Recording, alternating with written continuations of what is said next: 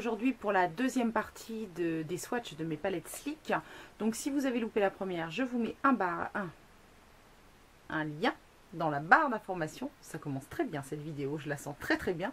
Un lien dans la barre d'information pour que vous puissiez aller voir la présentation des 6 premières palettes. Donc aujourd'hui nous allons parler de la Sparkle 2, de la Original, de l'Acide, de la Matte Dark, de la Storm et de la Respect. Let's go! Alors la Sparkle 2 est la première palette Sleek que j'ai eue et qui m'a été offerte par ma meilleure amie. Donc c'est une palette, comme vous voyez, très sparkle, donc très brillante, pailletée, qui était sortie en édition limitée pour des fêtes de fin d'année.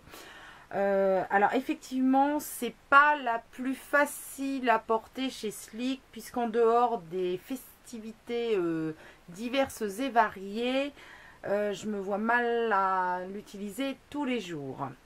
Cependant, pour Noël, pour le Nouvel An ou tout ça, baptême, communion, bar mitzvah, bref, elle pourra être très intéressante si vous aimez bien les couleurs très foncées et surtout très pailletées. On est parti pour les swatchs et je vous rejoins tout de suite. Donc comme je vous disais, avec cette palette, vous avez vraiment des couleurs ultra pailletées. Donc je ne sais pas si les paillettes se verront vraiment bien si on voit que ça brille hein, quand même, notamment celui du haut.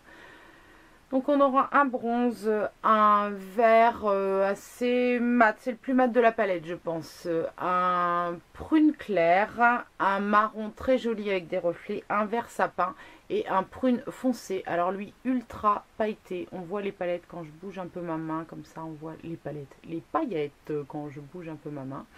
De l'autre côté on aura un prune très pailleté lui également, un doré, un noir qui manque un petit peu de pigmentation, c'est le seul de la palette, un argenté, un bleu marine qui fait plus marine dans le pan mais qui en fait est un peu bleu canard, et un noir très pailleté. Donc une très jolie palette, pas facile à porter, peut-être pas un premier achat Sleek si vous voulez vraiment tester les fards, parce que celle-ci vous ne pourrez pas l'utiliser à n'importe quelle occasion.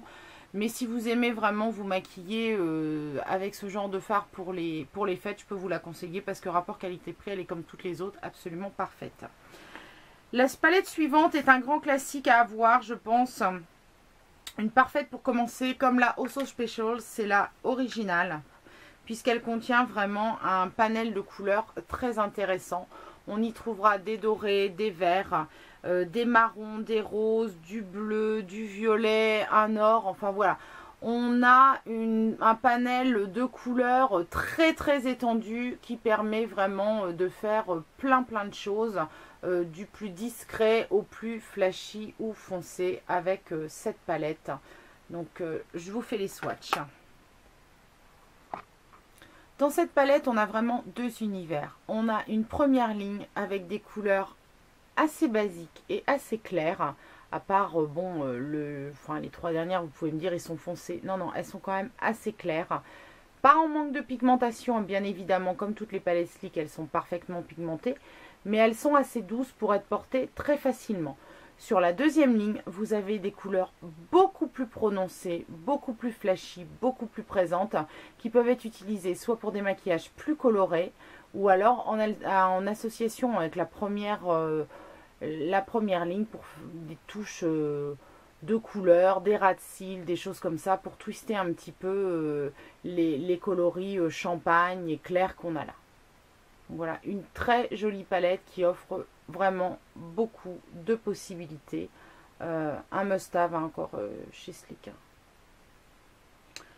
La palette suivante sera la palette Acide. Alors je crois que c'est la palette que j'ai vraiment achetée qui ne me sert à rien. Non mais c'est catastrophique.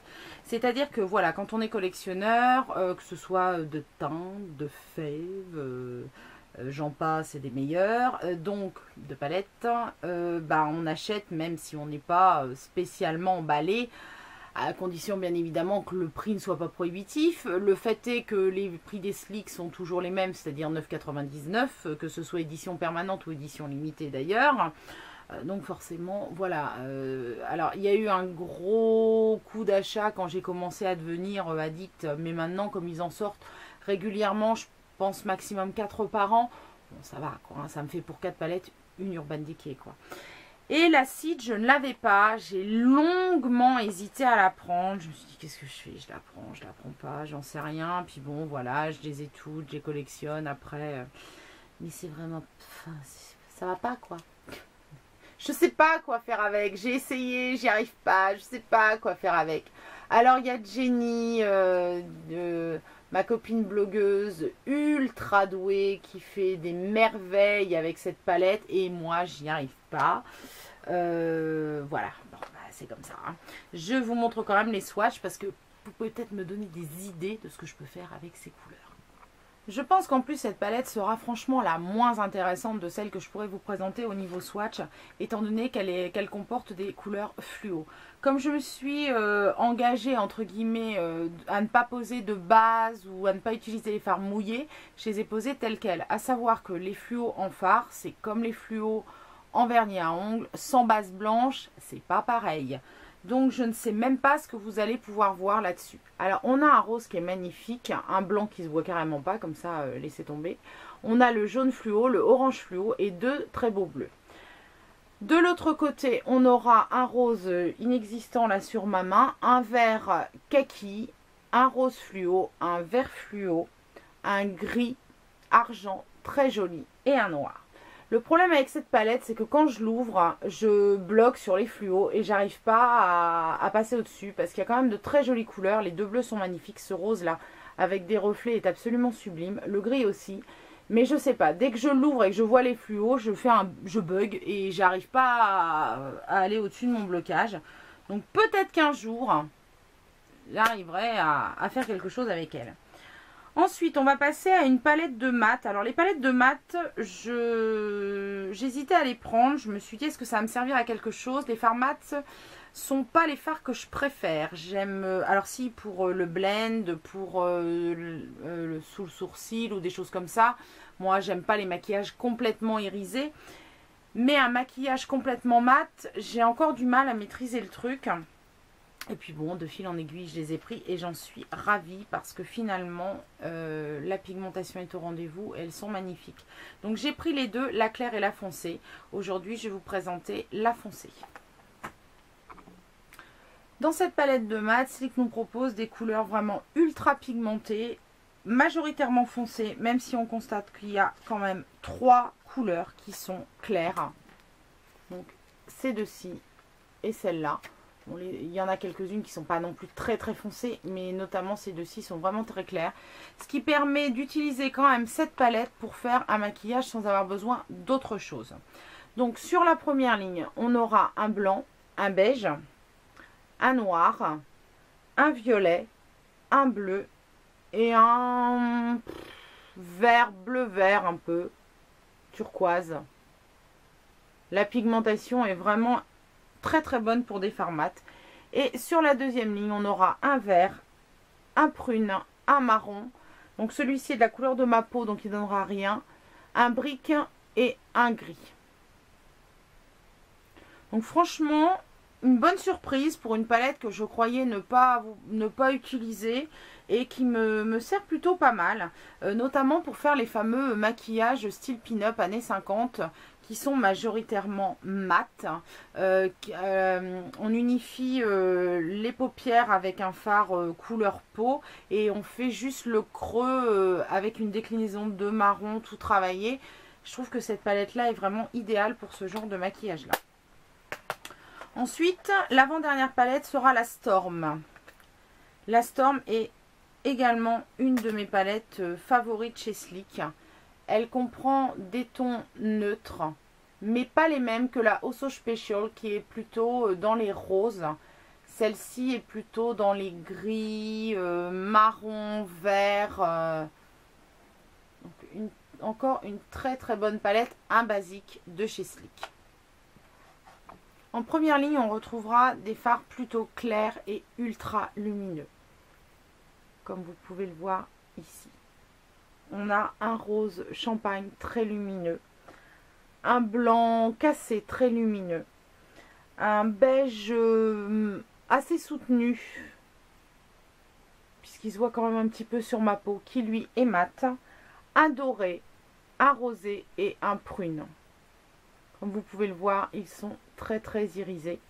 Sur la ligne du bas, on passera aux couleurs foncées, qui sont pour moi des couleurs plus d'automne, avec un chocolat, un gris, un vert splendide, un bleu, un mat marron qui est le seul de cette ligne là aussi, et un noir mat parfait pour faire le trait de liner par exemple. Donc encore une palette de basique, différente quand même de la Also Special que je vous ai présentée la dernière fois. Mais enfin voilà, après c'est selon les harmonies que vous aimez bien avoir sur vous et avec lesquelles vous êtes les plus confortables. Et la dernière palette du jour, cela sera la Respect, qui est pour moi une palette idéale pour l'été, puisqu'elle comprend des harmonies de corail, de marron, de prune. Elle est vraiment sublime. J'aime beaucoup, beaucoup l'utiliser en été. Même si au départ, je me suis demandé ce que j'allais faire avec les roses. Finalement, ça passe très bien. Une fois bien mixé, tout passe très bien. Cette palette pourra certes paraître fade à certains, puisqu'elle est composée quand même de 6 fards. Ah non, même plus que ça. 8 fards. 8 fards mat, dont quand même pas mal de clairs. Et seulement 4 fards irisés. Moi, personnellement, je trouve que l'équilibre est parfait parce que quand on utilise des couleurs, genre du corail, du rouge, du rose sur les yeux, trop d'irisé, on peut vite déraper d'un côté fashion faux pas ou mauvais goût, à mon sens. Hein. Donc, le fait d'avoir du mat permet d'adoucir quand même les couleurs qui sont déjà bien présentes. Donc, sur la première ligne, on aura un rose corail, un orangé, un beige peau, un deuxième beige un petit peu plus pêche, un marron glacé irisé et un blanc mat. Sur l'autre ligne, on aura le fameux noir pratiquement présent partout, un prune mat, un blanc beige cassé qu'on ne voit pas mat, un beige aussi très couleur peau, un peu taupé mais peau. Un orange magnifique puisqu'il a des reflets, alors c'est un corail qui a des reflets orange et jaune, il est sublime, et un rose mat. Donc voilà, moi je trouve que c'est une palette vraiment idéale pour l'été, très ensoleillée, même si elle a beaucoup de mat, elle présente vraiment beaucoup de possibilités. Voilà qui clôt la revue numéro 2 des palettes Sleek. Il en reste encore 2 à faire. Oui, je sais, j'en ai beaucoup. J'espère que ce deuxième opus vous intéresse toujours. Et je vous dis à très bientôt pour la suite.